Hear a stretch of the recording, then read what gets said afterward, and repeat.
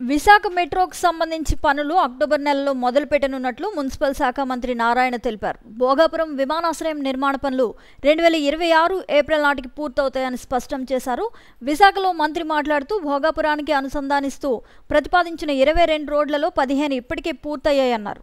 115 రోజుల్లో మిగిలిన వాటికి సంబంధించిన ప్రణాళికను అధికారులు సిద్ధం చేస్తున్నారన్నారు. జాతీయ రహదారి సంస్థతో సమన్వయం చేసుకుని నూతన రోడ్లు నిర్మిస్తామన్నారు. విశాఖలో మున్సిపల్ శాఖ మంత్రి నారాయణ పర్యటించారు. ఈ కార్యక్రమంలో VMRDA కార్యాలయంలో అధికారులు ప్రజాప్రతినిధులతో సమీక్ష నిర్వహించారు. జీవీఎంసీ పరిధిలో చేపట్టాల్సిన అభివృద్ధి పనులు, పెండింగ్ సమస్యల పరిష్కారంపై చర్చించారు. ఈ క్రమంలో ఆయన మాట్లాడుతూ టిడ్కో ఇళ్లు పూర్తి చేయాలంటే 7,000 కోట్లు కావాలని వివరించారు. వైఎస్ఆర్సీపీ హయాంలో అప్పులు చేసి వాటిని పక్కదారి పట్టించారని ధ్వజమెత్తారు. 2014-2019 మధ్య 7 లక్షల టిడ్కో ఇళ్లు ప్రతిపాదించగా గత ప్రభుత్వం వల్ల అవి ఆగిపోయాయని ఆరోపించారు. కేవలం 2 లక్షల ఇళ్లు కూడా పూర్తి చేయలేకపోయారన్నారు. ఎంత ఖర్చు అయినా లబ్ధిదారులకు ఇల్లు కేటాయించడానికి సీఎం చంద్రబాబు సంకల్పించారన్నారు. ఈ ఏటా విజయదశమికి అందిస్తామని హామీ ఇచ్చారు. ప్రతి ఇంటికి నీరిచ్చేలా 2021లో అమృత్ పథకం కోసం కేంద్రం నిధులిస్తే వైఎస్ఆర్సీపీ ప్రభుత్వం మ్యాచింగ్ గ్రాంట్ ఇవ్వలేకపోవడంతో ఆ నిధులు వెనక్కి వెళ్లిపోయాయని మండిపడ్డారు. సీఎం చంద్రబాబు కేంద్రంతో మాట్లాడటం వల్ల మళ్లీ అమృత్ నిధులు వచ్చాయని తెలియజేశారు. దీనికోసం 834 కోట్లు నిర్దేశించారన్నారు. కొద్ది నెలల్లో అమృత్ పథకం ద్వారా సర్ఫేస్ వాటర్ వస్తుందని స్పష్టం చేశారు. విశాఖ మెట్రోకు సంబంధించి అక్టోబర్ నెలలో పనులు మొదలు పెడతామని, డబుల్ డెక్కర్ మెట్రో కింద DPR ఇచ్చారని చెప్పారు. 1 కోటి మంది ప్రజానికం ఉన్న హైదరాబాద్కు రింగ్ రోడ్ ఉంది. అదే తరహాలో విశాఖలో సెమీ రింగ్ రోడ్ నిర్మిస్తామని వెల్లడించారు. మరోవైపు తాజాగా విశాఖ మెట్రో కోసం జనరల్ కన్సల్టెన్సీని నియమిస్తూ అమరావతి మెట్రో రైల్ కార్పొరేషన్ బిడ్లను ఆహ్వానించిన సంగతి తెలిసిందే.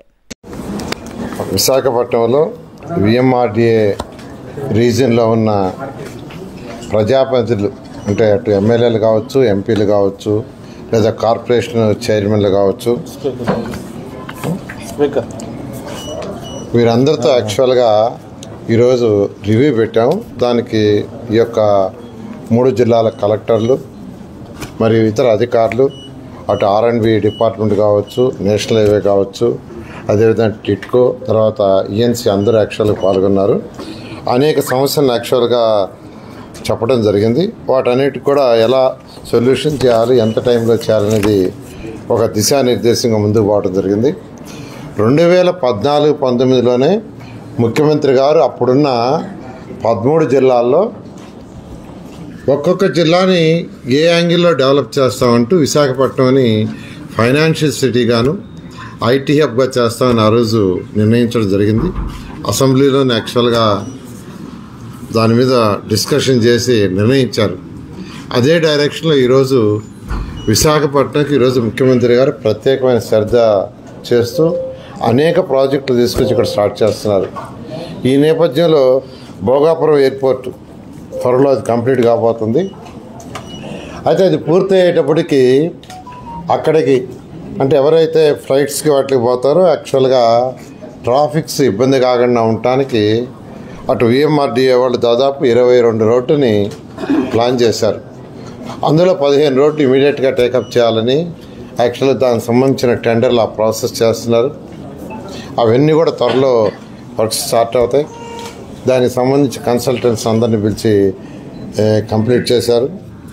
అదేవిధంగా ఇక్కడ టిడ్కో హౌసెస్ మీకు అందరికీ తెలిసిందే. 2014-19లో ఎంతో ప్రతిష్టాత్మకంగా భారతదేశంలో ఏ రాష్ట్రంలో లేనంత విధంగా పేదలు, నిరుపేదలకు టిడ్కో హౌస్ కట్టాం.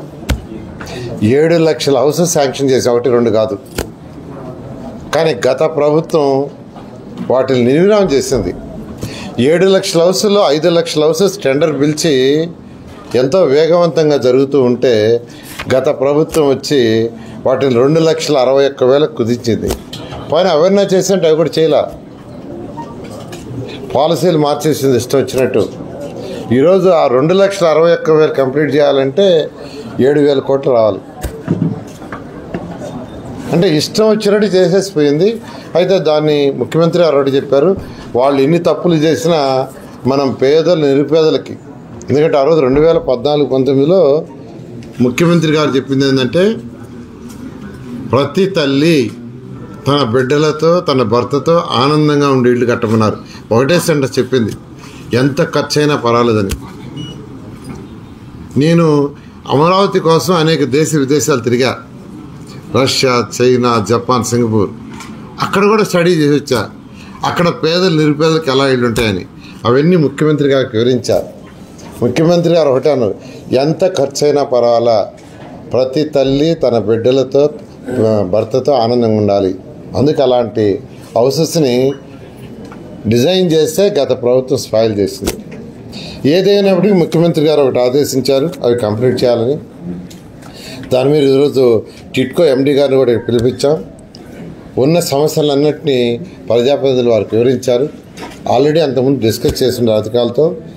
ఏదేమైనా కొన్ని హౌసెస్ని రేపు యాక్చువల్గా విజయదశమికి కంప్లీట్ చేసి ఇవ్వాలని నిర్ణయించారు. దానికి సంబంధించి ఫండ్ కూడా కొంత రాష్ట్ర ప్రభుత్వం టిట్కోకి రిలీజ్ చేసింది. అది యాక్చువల్గా వాళ్ళ అధికారులు అందరికీ ఇన్స్ట్రక్షన్ ఇచ్చాం, ప్రజాప్రతినిధులకు కూడా చెప్పాం. విజయదశమికి అన్ని హౌసెస్ కాకపోయినా కొన్ని హౌసెస్ని కంప్లీట్ చేసి ఇవ్వటం జరుగుతుంది. అన్నిటికంటే ఇంపార్టెంట్, ముఖ్యమంత్రి గారు ఈ రాష్ట్రంలో ఉన్న 5 కోట్ల మంది ప్రజలకి ప్రతి ఇంటికి కొళాయి ఇవ్వాలి. అది కూడా సర్ఫేస్ వాటర్ ఇవ్వాలి, బోర్లెస్ కాదు. అటు మున్సిపల్ శాఖ కావచ్చు, ఆర్డబ్ల్యూఎస్ పంచాయతీ శాఖ కావచ్చు ఇవ్వమని ఆదేశించారు. దాని మీద 2014-19లోనే ముఖ్యమంత్రి గారి యొక్క ఆదేశాల ప్రకారం అప్పుడే ఒక స్కీమ్ తీసుకొచ్చాం.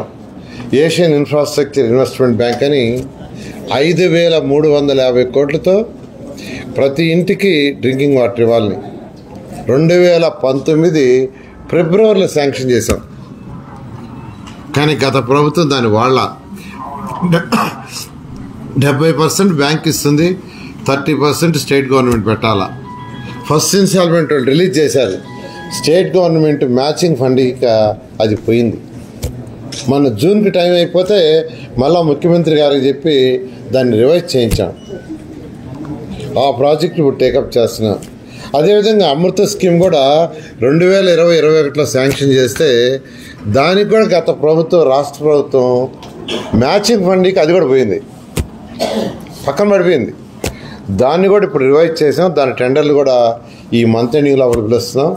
అమృత 2.0 కానీ ఏషియన్ ఇన్ఫ్రాస్ట్రక్చర్ ఈ 2 కానీ ఇస్తే ఈ రాష్ట్రంలో ఉన్న మున్సిపాలిటీస్లో దాదాపు 85% ఇళ్ళకి ప్రతి ఇంటికి డైరెక్ట్ కొళాయి ఉంటుంది. ఇప్పుడైతే కొన్ని ఏరియాలో రోడ్లలో ట్యాప్ వేసాం, అక్కడి నుంచి పట్టుకోబోతున్నారు. కొన్ని దగ్గరలో బోర్ వేసి వాటర్ ఇస్తున్నాం. అలా కాకుండా సర్ఫేస్ వాటర్, ట్రీటెడ్ వాటర్ ఇవ్వాలని ముఖ్యమంత్రి గారు ఆదేశించారు. ఆ నేపథ్యంలో దాని మీద ఇక్కడ విశాఖపట్నం తీసుకుంటే ఈ విఎంఆర్డిఏ రీజియన్లో దాదాపు ఈ అమృత స్కీమ్లో కానీ ఏఐబీలో కానీ 834 కోట్లు పెట్టాం. సో 834 కోట్ల పని నెక్స్ట్ మంత్లో స్టార్ట్ అవుతుంది. ఈ మంత్ ఎండింగ్ టెండర్ పిలుస్తున్నాం. నెక్స్ట్ మంత్ ఎండింగ్కి స్టార్ట్ అవుతుంది. ఇది కానీ పూర్తయితే దాదాపు 85-90% ఇళ్ళకి డైరెక్ట్గా కొళాయి ఉంటుంది.